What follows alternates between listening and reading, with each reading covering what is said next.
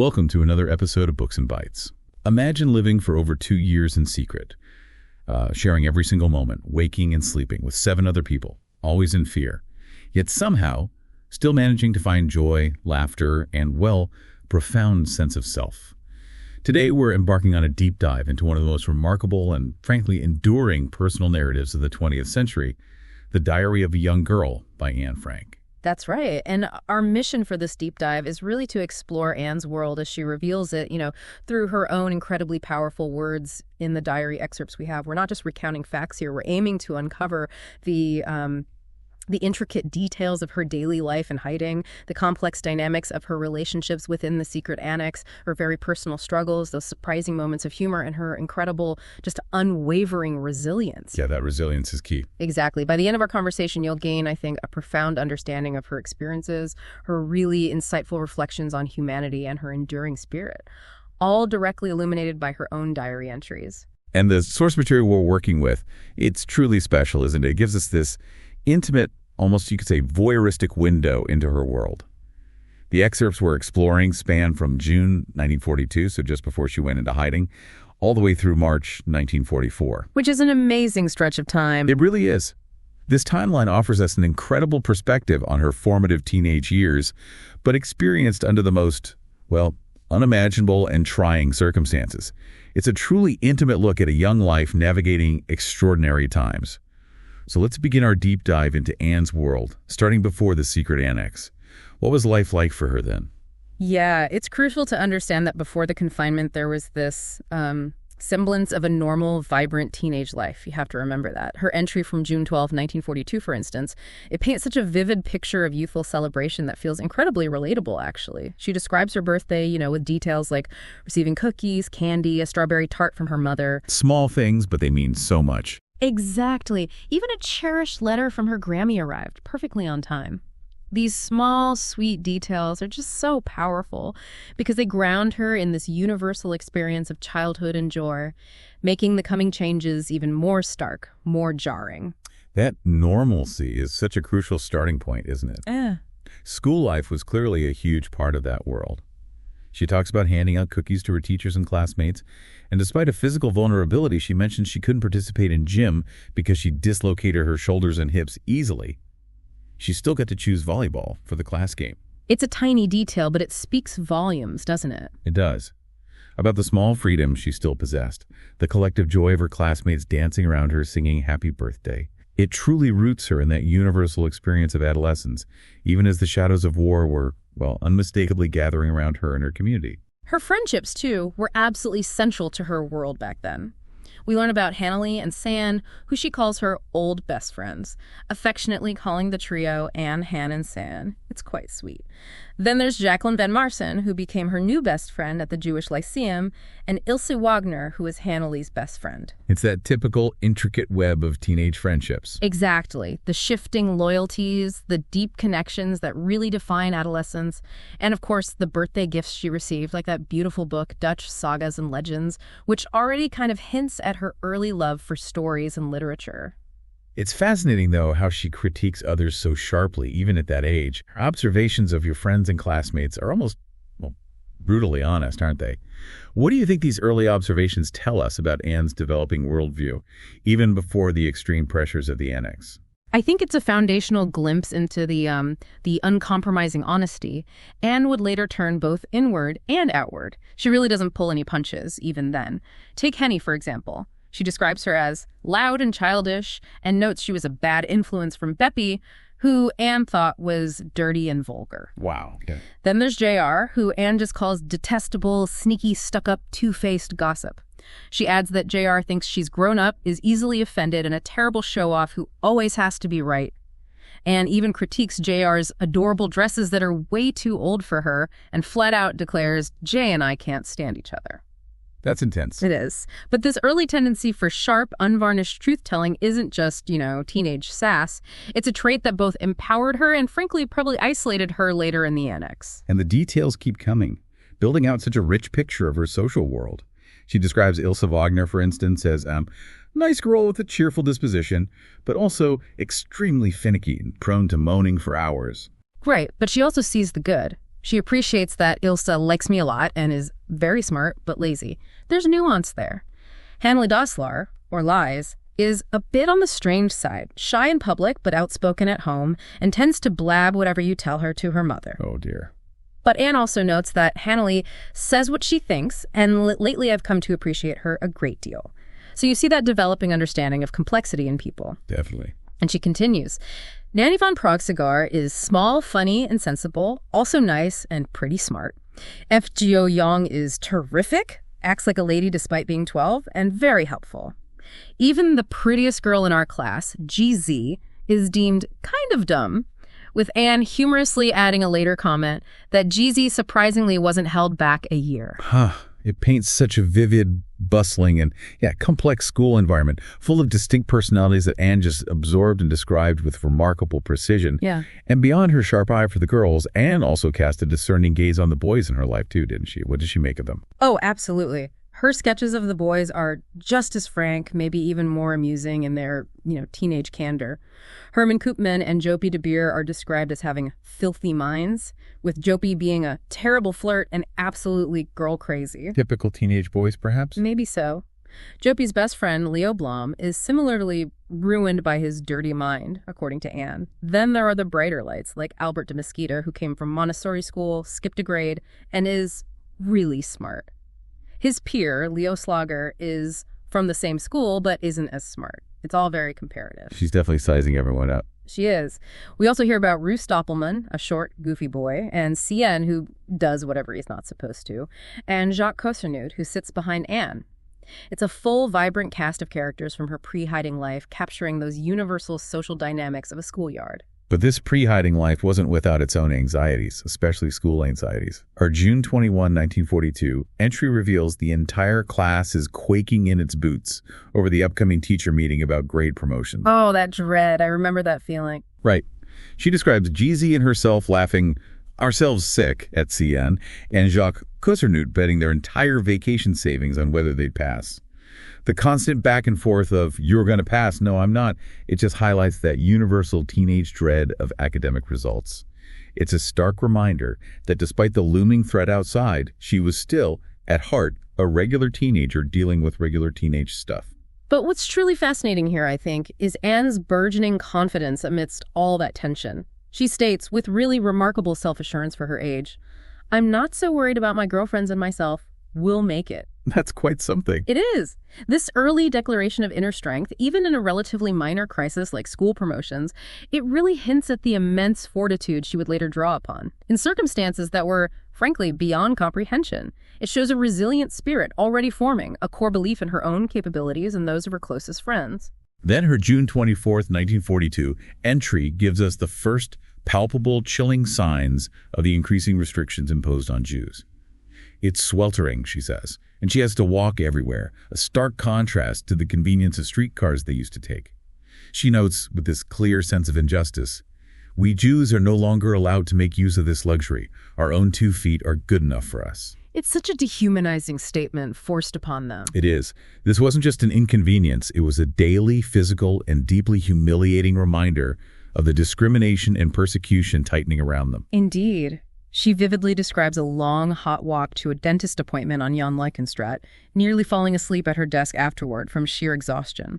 The small kindness of the dental assistant offering her something to drink stands out as this brief, almost poignant moment of humanity amidst the growing oppression. Like a little island of kindness. Exactly. The restrictions were tightening relentlessly, leaving them with the only mode of transportation left to us is the ferry, further isolating them, shrinking their world day by day. And in the midst of all these external pressures, a very personal, budding romance unfolds, complicated by family dynamics. We hear about Anne's nervousness, watching for a boy, waiting quietly for the doorbell. What was the dynamic of this early relationship, particularly with those external family pressures? It's a classic teenage dilemma, really, but made infinitely more complex by the circumstances. The boy faces a dilemma. His grandmother thinks Anne is too young and wants him to see his ex-girlfriend, Ursel. He reviews he broke up with Ursel because he felt we weren't suited to each other, though he also suspected her with another boy, which wasn't true, apparently. Teenage drama, intensified. Absolutely. His uncle had even advised an apology, but he refused. This episode highlights the universal struggles of young love, made even more challenging by the rigid expectations of the older generation. His grandparents had these old-fashioned ideas and forced him into a woodcarving class, but he secretly attended a Zionist club, which his fiercely anti-Zionist grandparents disapproved of. Secret meetings and everything? Right. Ultimately, he decides to quit the club, freeing up Wednesday evenings, Saturday afternoon and evening, and Sunday afternoon to see Anne. And Anne's response to this is so, well, mature for her age. She offers thoughtful advice amidst his rebellious streak. She advises him, but if your grandparents don't want you to, you shouldn't go behind their backs. Wise words. Very wise. To which he replies with that classic, somewhat defiant line that perfectly captures youthful rebellion. All's fair in love and war. It's clear they were establishing the basis for our friendship, as Anne puts it, a precious, burgeoning connection on the very eve of an unimaginable, life-altering change. It makes those ordinary moments of teenage angst and romance all the more poignant, knowing what's coming. And that change came so swiftly and brutally. The sudden shock of Margot's call-up letter, the notice for her sister to report to a Nazi work camp that was the immediate, terrifying trigger for their flight into hiding. It wasn't some planned, leisurely move. It was an urgent, desperate scramble for survival, every minute counting. You can almost feel the fear and desperation in her description of their departure. They left that carefully crafted note from Mr. Goldschmidt about Morcha, Anne's beloved cat, arranging for him to be taken to the neighbors. Such a small detail, but it shows they were thinking of everything, even the cat. And they meticulously created the impression of a hurried, spontaneous departure. Stripped beds, breakfast things still on the table, a pound of meat left for the cat in the kitchen. It was all a desperate attempt to mislead anyone who might come looking, to buy them precious time. The walk itself is just etched into memory, a grim procession under the pouring rain. Her father, mother, and Anne, each carrying school bags and shopping bags filled to the brim with their varied, hastily packed possessions. And the conspicuous yellow star they were forced to wear. It made them objects of sympathetic, knowing glances from strangers on their way to work. It was a public and humiliating walk into secret, indefinite confinement. A journey that stripped them of their public identity even as they sought to preserve their lives. And their first impressions of the Secret Annex on July 9th, 1942, were far from comforting. Certainly not the haven they might have hoped for. The new hiding place was chaotic. Piles of office documents everywhere, linen stacked from floor to ceiling. And her mother and Margot were just unable to move a muscle, too tired, too miserable, too overwhelmed to do anything. It really speaks to the sheer physical and emotional toll this sudden shift had taken on them. Absolutely. It fell to Anne and her father, who she lovingly describes as the two cleaner-uppers in the family, to immediately start unpacking, filling cupboards, hammering nails, straightening up the mess. They worked continuously until they just fell exhausted into their beds that night, without even the small comfort of a hot meal. And Anne notes it wasn't until Wednesday, days later, that she had a moment to truly process the enormous change in her life and the terrifying reality of what was yet to come. It marked such a sudden and profound shift from ordinary life to extraordinary confinement, a reality they would now have to navigate minute by minute. An extraordinary confinement it was, filled with new characters and developing interpersonal dynamics that would shape their daily existence. A few months later, November 10th, 1942, a significant decision was made to take an eighth person into hiding. What prompted this risky move, and who was the chosen individual? Well, the decision was prompted by increasingly intensified reports of just dreadful things being done to the Jews, making the need for safe haven even more urgent. The rationale for taking an eighth person was, well, chillingly pragmatic, as Anne notes. It's just as dangerous whether there are 7 or 8. A grim calculation. That is another layer of risk, though. It does. They settled on Albert Dussel, a dentist, after rejecting other Van Dane relatives. He was known to be quiet and refined and seemed nice from their superficial acquaintance outside. Miep knew him, which helped arrange his arrival. His presence, however, meant new, even tighter living arrangements. Dussel would now sleep in Anne's room, and Margot would move to a folding bed later to her parents' room. That must have been incredibly difficult for Anne. Absolutely. And in a detail that really underscores their isolated reality, the practical request for him was to bring cavity-filling material, because where else would they get dental care?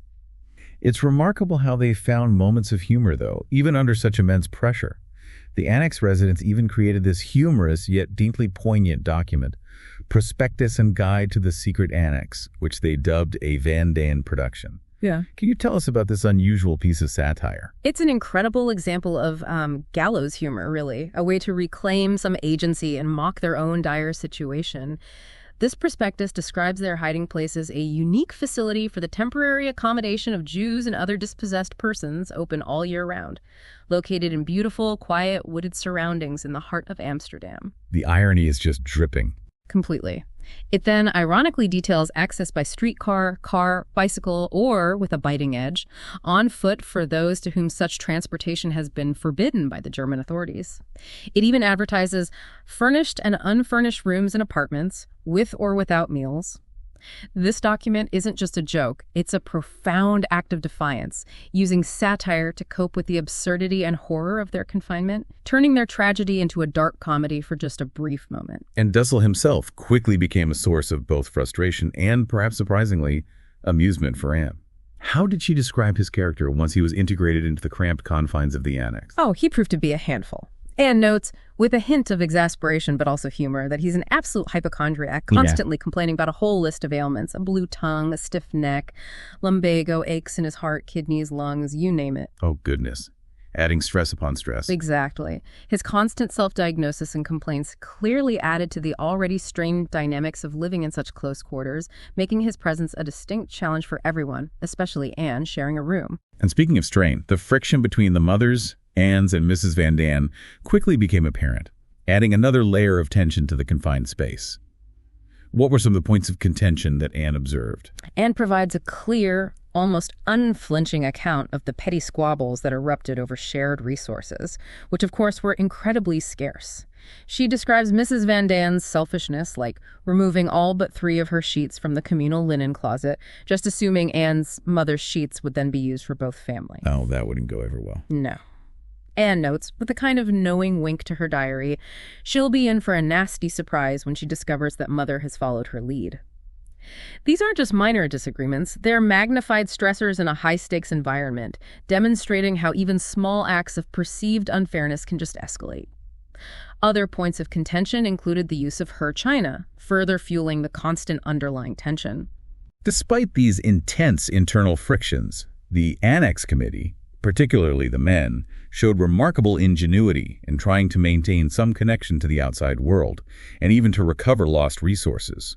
Can you tell us about their clever scheme to contact Mr. Brox? This plan really showcases their resourcefulness under duress. It's quite ingenious, actually. They devised this complex scheme to contact Mr. Brox, an Opectico sales representative who had hidden some of their belongings. They typed a letter to a store owner in southern Zeeland that was a restricted travel zone near Belgium, asking him to return a form in a self-addressed envelope. Okay, following so far. The trick was that Father would write the address on the envelope.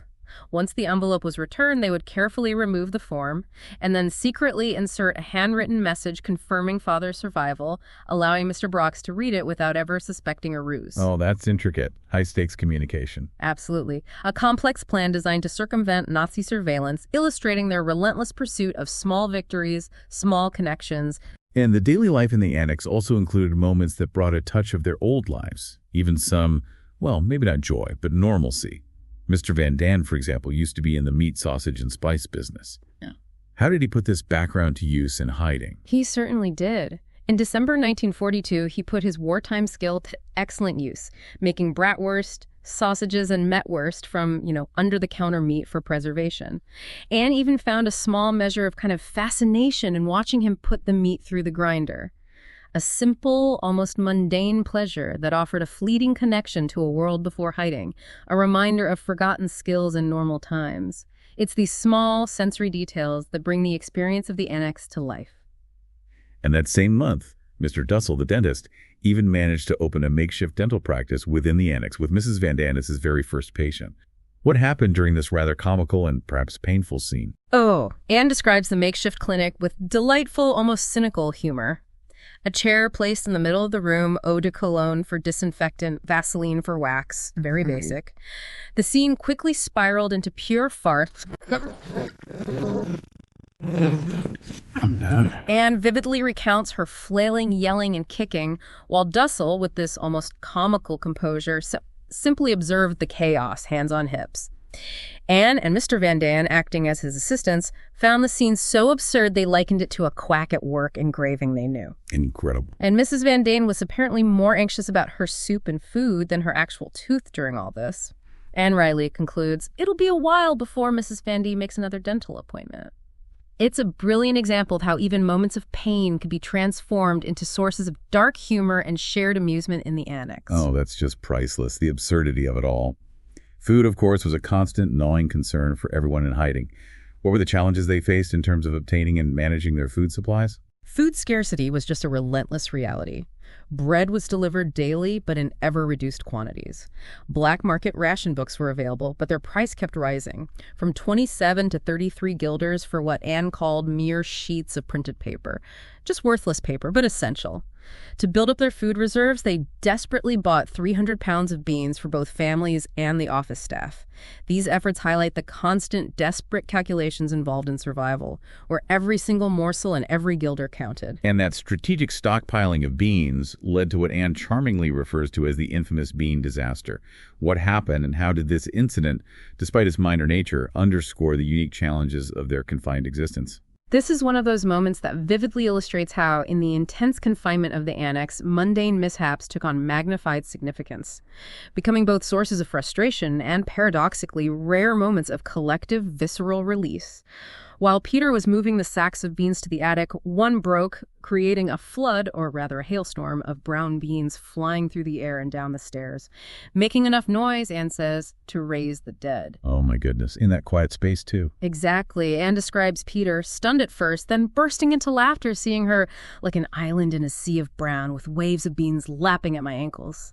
They diligently picked them up, but beans, being small and slippery, rolled into every conceivable corner and hole. It's a moment of lighthearted chaos amidst the grim reality, where a simple spill becomes an event that breaks the monotony, even if it was probably terrifying, noise-wise. Small losses could feel huge in their confined world, like the Westertorn bells, which were melted down for the war effort. Anne laments that they no longer knew the exact time, day or night, hoping for a substitute made of tin or copper. Yet, amidst this, Mia managed to find her exceptionally beautiful new shoes.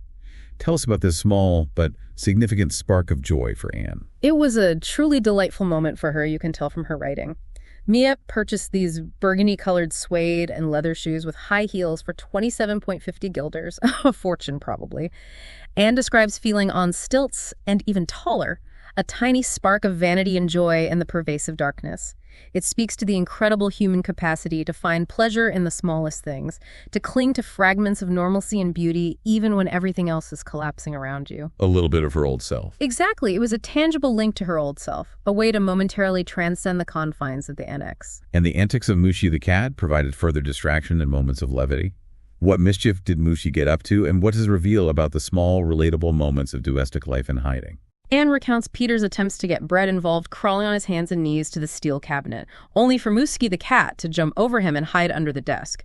Peter then had to grab the cat by the tail, which Muski did not appreciate, obviously leading to hissing, and a sigh from Peter, before finally luring Muski back with Bread. Cat logic. Pretty much. Anne, observing the entire scene through a crack in the door, captures these small, relatable moments of domestic life. It's a testament to how even the presence of a pet and their predictable, unpredictable antics could provide much-needed moments of normalcy and amusement in an otherwise terrifying and monotonous existence. Even the most mundane and, frankly, disgusting aspects of life in close quarters found their way into Anne's diary. She describes a toilet clog incident where her father had to use a long wooden pole to fish out several pounds of excrement and strawberry recipes, which she clarifies they used as toilet paper, before burning the pole afterwards. A grim reality. Exactly. These details, while crude, emphasize the raw, unvarnished reality of their existence, the loss of dignity in their desperate circumstances. It truly does, stripping away any romantic notions of hiding. And sometimes, extreme fear could unexpectedly give way to laughter, a crucial coping mechanism. Anne recounts a close call with sounds of shooting outside, which Mrs. Van Daan, in a panic, interpreted as their house being ablaze. Dussel, meanwhile, calmly stayed upstairs, smoking. Different coping styles right there. Very different. Mrs. Van Daan, seeking comfort, went to Dussel's room, and he welcomed her with the utterly absurd yet strangely comforting line, "Come into my bed, my child." This unexpected absurdity, this burst of dark humor, made everyone burst into peals of laughter, and the roar of the guns bothered us no more. Our fears had all been swept away.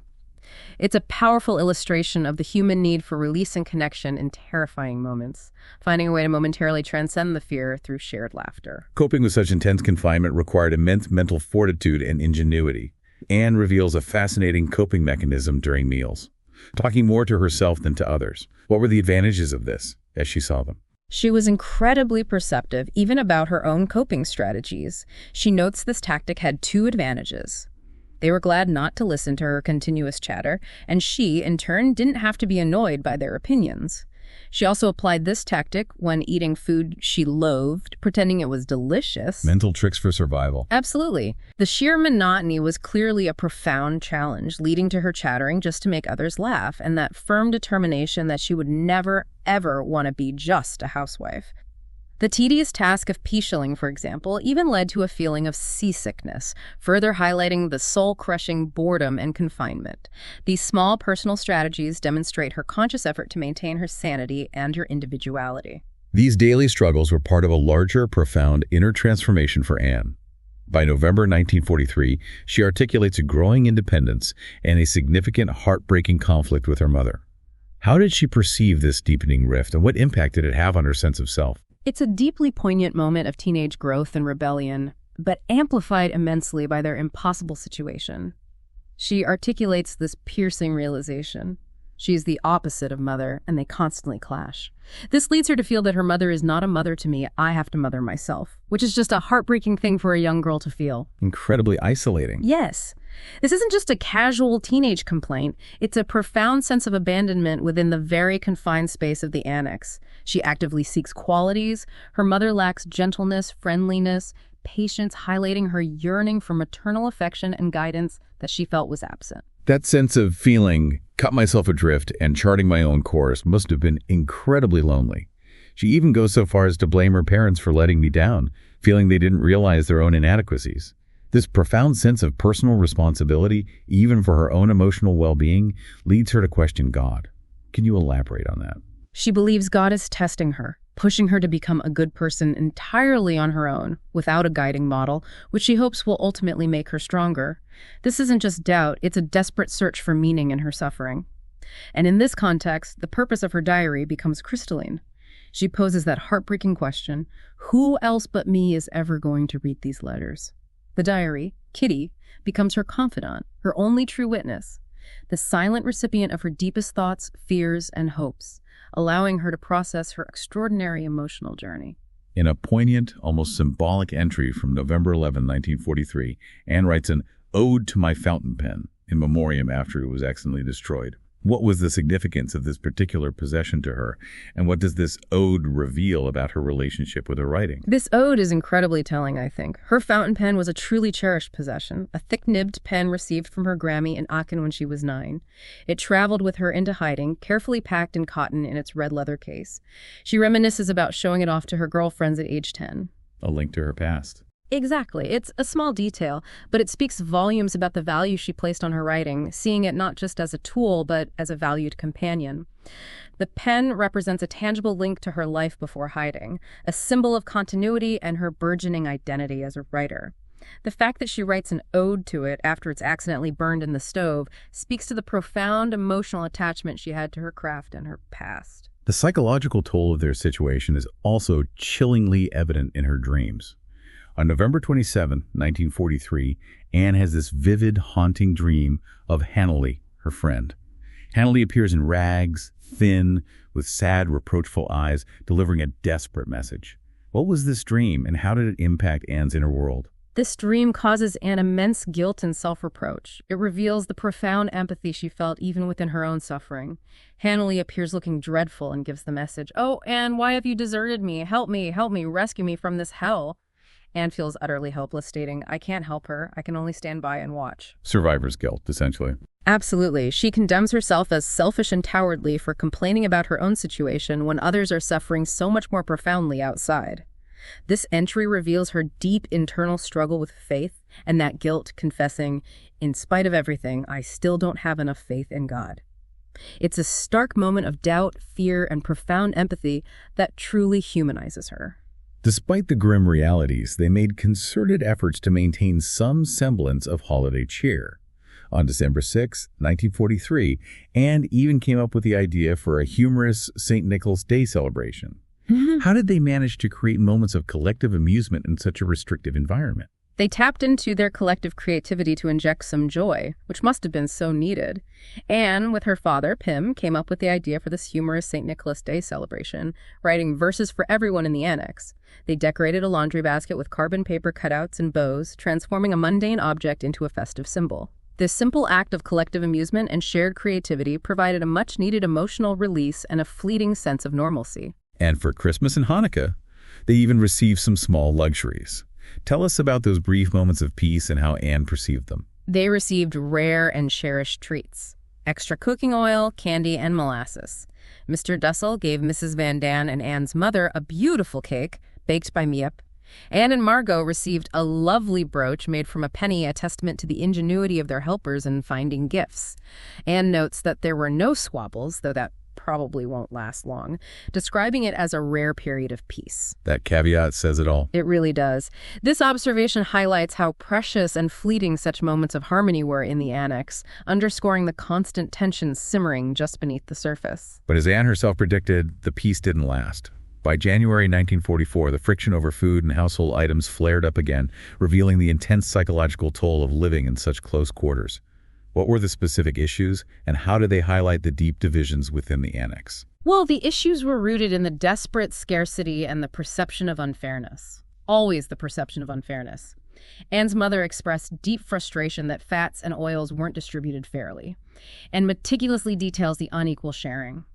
The Van Daans meat with fat, ours without. The soup, they ate it, we don't. Potatoes, theirs peeled, ours not. And various extras like fried potatoes. It sounds incredibly petty, but in that context, it becomes monumental. Her mother's frustrated wish, if only we could split up completely, really drives home the intensity of the conflict and the profound desire for privacy and autonomy that was utterly denied to them. And it wasn't just the mothers, right? There were other jealousies. No, not at all.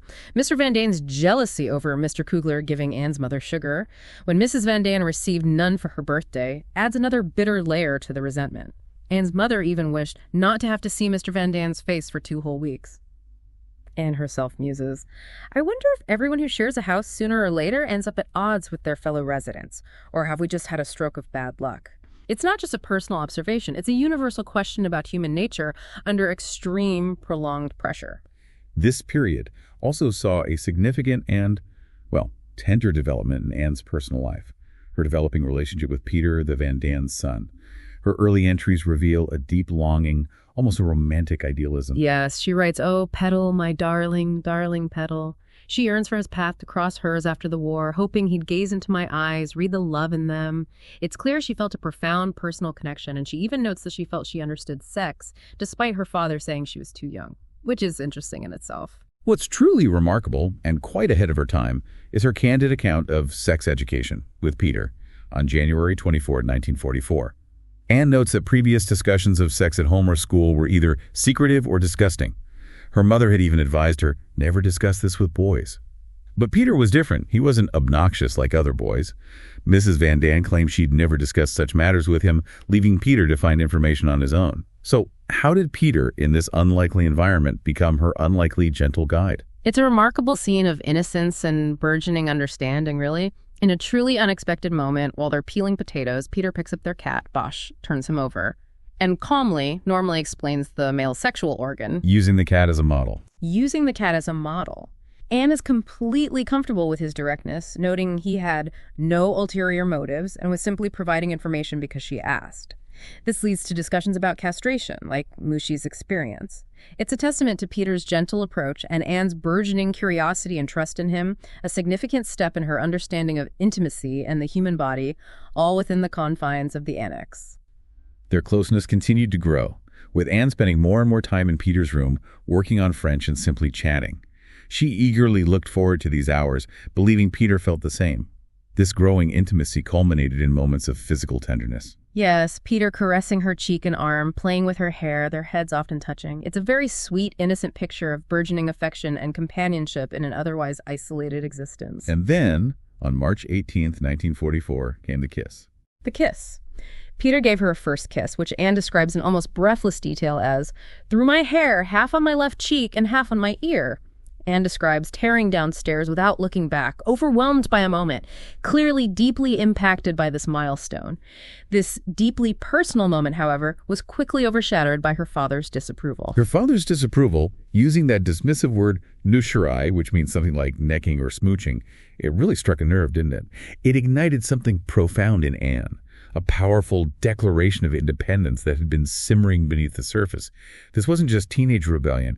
It was a deeply felt articulation of her burgeoning self-reliance. Absolutely.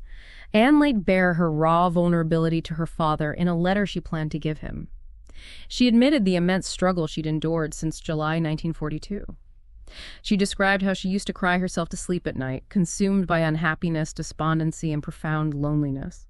She tells him, and us, with this almost defiant honesty, that she has reached the point where I don't need the support of mother or anyone else. This wasn't a casual statement. It was a hard-won truth, forged in isolation. And the weight of her words, I've struggled long and hard and shed many tears to become as independent as I am now. She really emphasizes that this independence wasn't given, but forged in the crucible of confinement. She confronts her father directly, asserting her accountability to only herself. Precisely. She held her father and implicitly others accountable for their perceived lack of support during her hardest times. She revealed that her seemingly noisy, overconfident act was a desperate shield for her misery, her way of coping with their collective neglect as she saw it. But the crucial turning point, she declares, is that the battle is over. I've won. I'm independent in both body and mind. What a statement. It really is. This isn't just a personal victory. It's a universal message of resilience against impossible odds. A young woman defiantly claiming her right to go my own way, to follow the path that seems right to me. It's an astonishing display of self-awareness and resolve for a girl her age under such duress. And her frankness extended to Peter regarding intimacy. She tells Kitty, her diary, I've told you more about myself and my feelings than I've ever told a living soul, so why shouldn't that include sex? Oh. This is quite a departure from the typical societal norms of the time, especially for a young girl. How did she critique the adult approach to sex education? She was incredibly perceptive about the hypocrisy surrounding the topic. She notes adults fear that children will no longer see marriage as sacred if they know that purity is a lot of nonsense, as she puts it. Anne's view is surprisingly modern. She believes it's not wrong for a man to bring a little experience to a marriage, suggesting a more open and realistic approach than the restrictive norms she observed. It showcases her burgeoning independent thought, challenging deeply ingrained societal expectations. She keenly observes Peter's needs too, noting he has an even greater need for tenderness than she does. Still blushing at goodnight kisses, begging for more. It's clear she understands his vulnerabilities. Yes, and Anne even wonders if she's merely a better substitute for Bosch, referring back to the cat he used as a model for sex education. But she doesn't mind, as Peter is so happy just knowing somebody loves him. It's a remarkable insight into both their emotional landscapes and Anne's generosity of spirit towards Peter's emotional needs, even as she analyzes it all. By May 1944, Anne's concern for Peter deepens beyond mere affection. She worries about him taking the easy way out, advocating her philosophy that true happiness is earned through doing good and working, not through speculating and being lazy. She identifies Peter's core problem as having no goal, thinking he's too stupid and inferior, and never having known how it feels to make someone else happy. This isn't just teenage infatuation anymore. It's a profound concern for another human being's well-being and purpose. It's quite mature. His lack of religion pains her deeply as he scoffs at Jesus Christ and takes the Lord's name in vain. While she's not Orthodox herself, she's pained by his loneliness. She asserts the value of religion and keeping a person on the right path through honor and conscience, not fear. And she even offers her own prescription for goodness.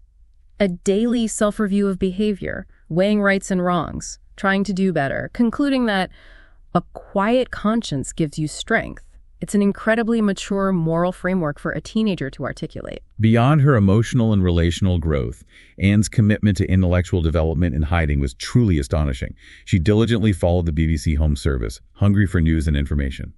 Her August 5, 1943 entry and later entries reveal an extensive study regimen, covering an incredibly diverse range of subjects. Imagine the sheer force of will it took for a teenager, in hiding, to systematically teach herself everything from advanced trigonometry and physics to Dutch shorthand and economics. It's mind-boggling. It is. This wasn't just studying. It was a defiant act of mental expansion, a refusal to let her mind be confined even as her body was. She was truly insatiable in her quest for knowledge. So what kind of things was she studying? Oh, everything. English, German, Dutch shorthand, trigonometry, solid geometry, mechanics, physics, chemistry, algebra, geometry, various literatures, English, French, German, Dutch bookkeeping, geography, modern history, biology, economics. She preferred reading on religion and medicine, but also devoured biographies, history books, and occasionally novels and light reading. Give us an example of her range. Well, in May 1944 alone, she was finishing a biography of Galileo Galilei, planning to read Palestine at the Crossroads, and finishing a biography of Emperor Charles V, while also working on genealogical charts, foreign words, and her movie star collection. Her intellectual hunger was truly insatiable, a profound testament to her spirit. To give you a taste of her relentless intellectual curiosity, describe a typical study day for Anne in the Annex. Okay, brace yourself. It's exhausting just to read. In one typical day, she might translate a passage on Nelson's last battle from Dutch to English, then read about the Northern War, focusing on Peter the Great and Charles XII. From there, she'd plunge into Brazil, learning about Bahia tobacco, coffee, the populations of its cities, the Amazon River, social demographics like illiteracy, malaria, different ethnic groups. Negroes, mulattoes, mestizos, whites. Wow. Then she'd shift the roles of deans, priests, ministers, popes. From theology, she'd jump to zoology, studying Old and New World monkeys, and even the number of hippopotamus toes. She'd review the Bible, focusing on Noah's Ark and his sons Shem, Ham, and Japheth, before returning to Emperor Charles V. Then read Thackeray in English, complete a French test, and compare the Mississippi and Missouri rivers. It's an astounding breadth of knowledge for a young teenager in hiding, demonstrating a mind absolutely unwilling to be caged. And through it all, Anne's reflections on the war and humanity are incredibly insightful, revealing her sharp intellect and unwavering spirit. She notes war developments like Stalingrad falling, Algiers taken, Morocco, Casablanca, Oran in English hands, the British landing in Naples. Despite northern Italy being occupied by Germans and the Germans ranting about the treachery of Badoglio and the Italian king after the Italian truce, Anne maintains, with surprising optimism, there's reason for optimism. Yet, the harsh realities were ever present, reminding them constantly of their precarious existence. The recurring toilet clog, the ersatz coffee, weekly rations not lasting 2 days, no vegetables at all, and a weekly menu of monotonous brown beans, split pea soup, potatoes and dumplings, rotten carrots. Very. Economic hardship was pervasive, with a new shoe sole costing 7.50 guilders on the black market, shoemakers taking months for repairs if they'd do them at all. Anne observed with profound sadness that there's a destructive urge in people, the urge to rage, murder, and kill. And that, unless all of humanity undergoes a metamorphosis, wars will continue to be waged. It's a stark, deeply pessimistic view of human nature, yet somehow she still clings to hope. Remarkably, despite these grim realities and profound observations, Anne viewed her life in hiding with a truly unique perspective. She saw it as an interesting adventure full of danger and romance, with every privation an amusing addition to my diary. It's an extraordinary framing device. It is. She explicitly states her ambition to lead a different life from other girls and not to become an ordinary housewife later on. She saw her experience as a good beginning to an interesting life. This is an extraordinary and defiant perspective from someone living under such horrific constraints. And her belief in God and the Jewish people is a powerful, unwavering theme throughout her writing. She grapples with the suffering, asking, who has put us through such suffering? And answers with a deep conviction, it's God who has made us the way we are, but it's also God who will lift us up again. She believes that if Jews remain after enduring such immense suffering, they will emerge as an example, perhaps teaching the world goodness and resilience. A purpose in the suffering. In a way, she insists on their immutable identity. We can never be just Dutch or just English or whatever. We will always be Jews as well. She calls for courage. Be brave. Let's remember our duty and perform it without complaint. She believes God has never deserted Jews, and that suffering makes them stronger, with the strong surviving. Her personal wish after the war was to become a Dutch citizen, loving the country, language, wanting to work there, even expressing a willingness to write to the Queen.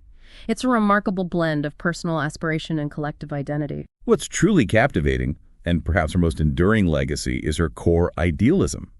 Despite the chaos, suffering, and death around her, despite witnessing the world being slowly transformed into a wilderness, she bravely states that famous line, "I still believe, in spite of everything, that people are truly good at heart."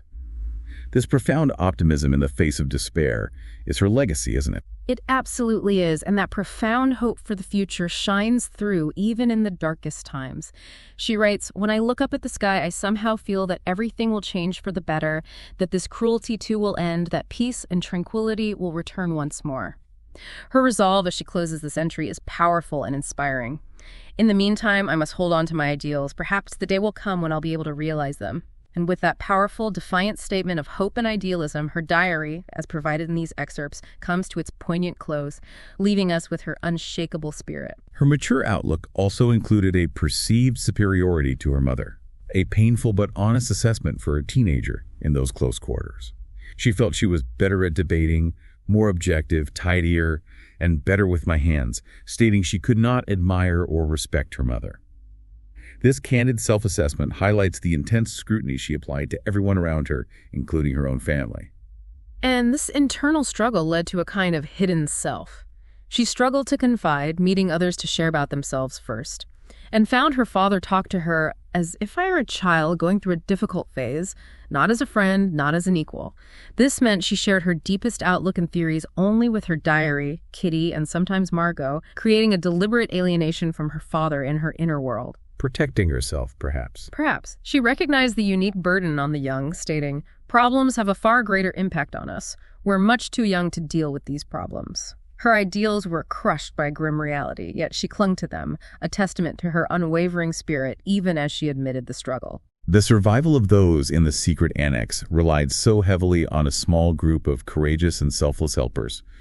Who were these individuals, and what role did they play in sustaining the Annex residents? They were truly extraordinary people. Mr. Kubler and Mr. Kleiman, who were initially reluctant to take an eighth person due to the increased risk, later agreed, demonstrating immense bravery.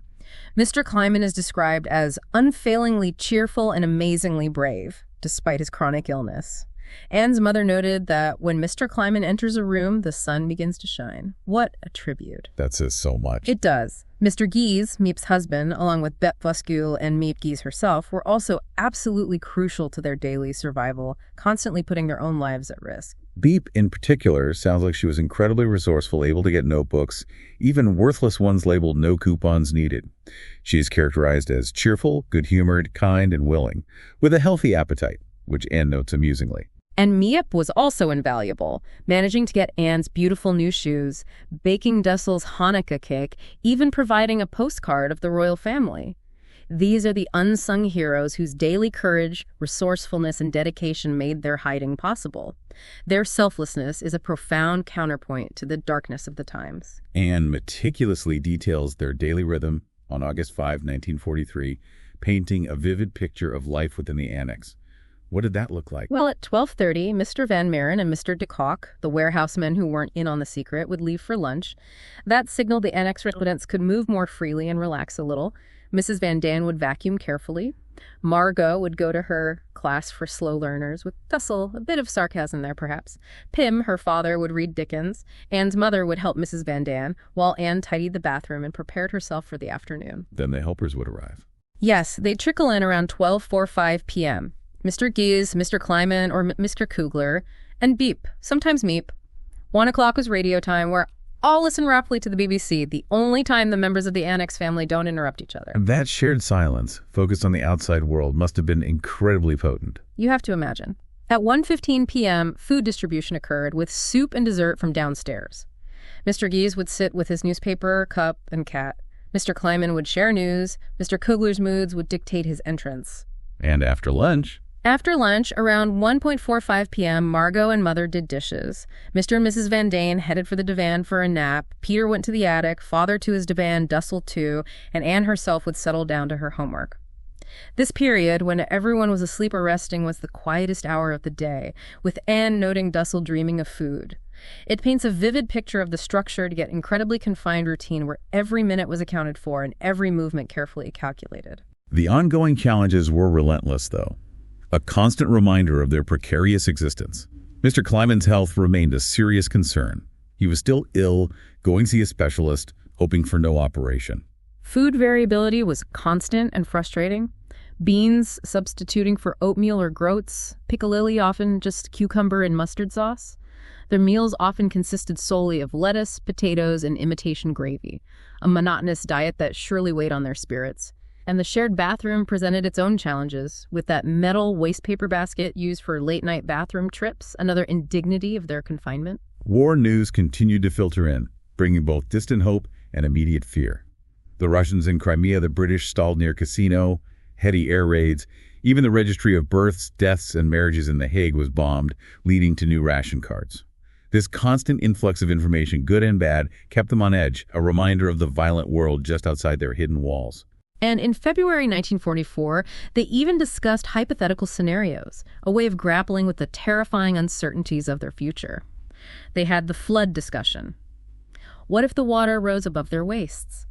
This prompted dark jokes about swimming, walking on stilts, taking a boat, using packing crates as boats, with Mrs. Van Dane comically fearing rats. Morbid humor as a coping mechanism. Exactly. The more serious evacuation discussions centered on what to do if the Germans evacuated Amsterdam. One option was to leave the city disguised, but the annex residents' choice was to stay put, believing it safest, and even trying to get Kleiman and his family to join them. They planned to stock up on wood shavings for sleeping, blankets, massive amounts of grains, 65 pounds, beans, 65 pounds, split peas, 10 pounds, canned fish, 10 cans, milk, 40 cans, vegetables, 50 cans.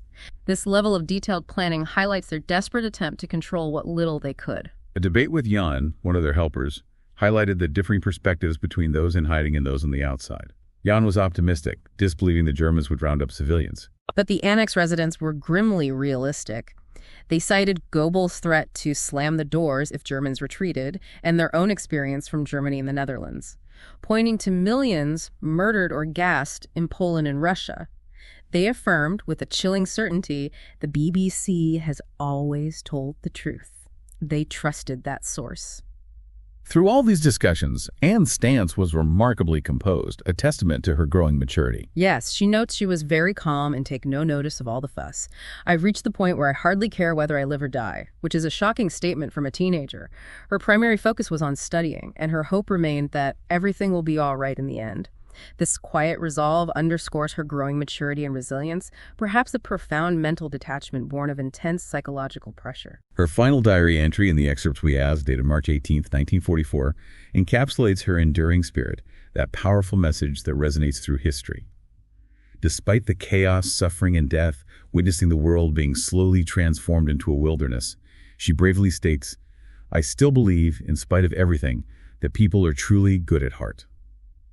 This profound optimism in the face of despair is her most famous and enduring legacy. Her hope shines through even in the darkest times, like a beacon for all of us. She writes, "When I look up at the sky, I somehow feel that everything will change for the better, that this cruelty too will end, that peace and tranquility will return once more." Her resolve, as she closes this entry, is powerful and deeply inspiring. In the meantime, I must hold on to my ideals. Perhaps the day will come when I'll be able to realize them.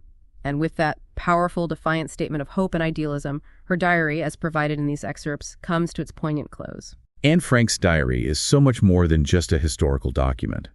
It's a profound coming-of-age story set against the backdrop of unimaginable horror. Through her vibrant voice, we witness not only the physical challenges of hiding, but the deep emotional and intellectual journey of a young girl determined to live, learn, and love, even in confinement. She shows us the power of hope, resilience, and the human spirit's capacity for good amidst the darkest times. The tragic aftermath of their hiding, though, highlights the immense stakes and the brutal reality of the Holocaust. On the morning of August 4th, 1944, sometime between 10 and 10:30, SS Sergeant Karl Josef Silberbauer and at least 3 Dutch security police, armed, in civilian clothes, pulled up at 263 Prinsengracht. Someone had tipped them off, betrayed them, leading to their discovery. Heartbreaking. All 8 annex residents were arrested, along with 2 of their selfless helpers, Victor Kugler and Johannes Kleiman. Miepkes and Bep Voskiel were miraculously spared arrest. All valuables and cash found in the annex were seized, a final act of dehumanization before they were taken away. The helpers, too, faced unimaginable trials for their courage. Kugler and Kleiman were taken to a prison in Amsterdam, then transferred to the Amersfoort camp in the Netherlands. Kleiman, due to poor health, was released on September 18, 1944, and remained in Amsterdam until his death in 1959. Kugler managed a daring escape from his imprisonment on March 28, 1945, when he and other prisoners were being sent to Germany as forced laborers. He immigrated to Canada in 1955 and passed away in Toronto in 1989. Elizabeth Bepp Voskuiwijk died in Amsterdam in 1983. Maupassant Trichet's, who saved the diary, was still living in Amsterdam at the time of the afterwards publication. Her husband Jan died in 1993. Miep herself lived a long life, passing away in 2010. Their courage and unwavering dedication were truly extraordinary. Saving not just lives for a time, but Anne's precious words. Exactly. The fate of the Annex residents, however, was far more grim. They were first brought to a prison in Amsterdam and then transferred to Westerbork, the transit camp for Jews in the north of Holland. On September 3, 1944, they were tragically deported on the very last transport to leave Westerbork, arriving 3 days later in Auschwitz, Poland. Herman van Pels, known as Mr. Van Daan, was, according to Otto Frank's testimony, gassed to death in Auschwitz in October or November 1944, shortly before the gas chambers were dismantled. Auguste van Pels, or Etronella van Daan, was transported from Auschwitz to Bergen-Belsen, then to Buchenwald, and finally to Theresienstadt on April 9, 1945, possibly even another camp after that. It is certain she did not survive the war. Peter van Pels, Anne's confidant and budding love, was transported from Auschwitz to Mauthausen in Austria, where he tragically died on May 5, 1945, just 3 days before liberation. Such a heartbreaking irony. Otto Frank, Anne's father, was the only one from the Annex to survive the Holocaust. He was liberated from Auschwitz by the Russians on January 27, 1945. He returned to Amsterdam, where Miep lovingly gave him Anne's diary, which she had meticulously kept safe. He then dedicated his life to publishing it, ensuring Anne's voice would be heard by the world. He passed away in 1980. His dedication gave us her story. It did. Sadly, Edith Frank, Anne's mother, died in Auschwitz on January 6, 1945, from sheer exhaustion and starvation. Margot Frank, Anne's sister, was transported from Auschwitz to Bergen-Belsen with Anne and died of typhus in March 1945, just a few days before Anne. Albert Dussel, the dentist, died in the Neuengamme concentration camp on December 20, 1944. And Anne Frank herself, transported from Auschwitz to Bergen-Belsen with Margot, tragically died of typhus in March 1945, shortly after her sister, just a week before the camp was liberated. A devastating end to such extraordinary lives, but Anne's words live on forever. If Anne's words resonated with you today, we highly recommend you experience her full story for yourself. Grab a copy of The Diary of a Young Girl from the link in the description. And remember to subscribe to Books and Bytes for more deep dives into the stories that shape our world. Anne Frank wrote, "I still believe, in spite of everything, that people are truly good at heart." End quote. In a world still grappling with conflict and division, what does it mean to hold on to such a belief? And maybe more importantly, what responsibility does that belief place upon us today to ensure her words continue to inspire hope and action?